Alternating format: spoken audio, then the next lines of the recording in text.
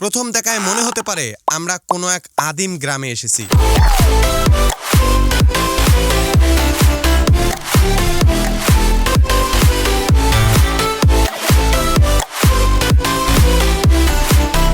স্বাগতম, আমি হাশেম।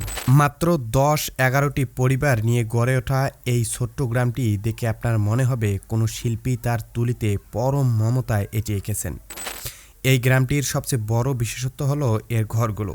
যেখানে বর্তমানে খড়ের চালের ঘর খুঁজে পাওয়া দুষ্কর, সেখানে এই প্রতিটি পরিবারের ঘরগুলো হুবহু একই রকম দেখতে। 80 বা 90-এর দশকে মানুষ অভাবের কারণে খড়ের চালা ব্যবহার করত, কিন্তু এখানে সেই পুরনো ঐতিহ্যকেই পরম যত্নে টিকিয়ে রেখেছে তারা। নির্জন দোলার মাঝখানে এই গ্রামটি আসলেই মন একদম পরিপূর্ণ শান্তিতে ভরে যায়।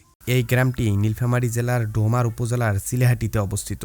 আপনারা যদি কেউ চোখের তৃষ্ণা মেটাতে এই গ্রামটিকে এক পলক দেখতে চান, তাহলে আপনাকে চিলেহাটি থেকে বিওপি বাজারের ভ্যান নিতে হবে।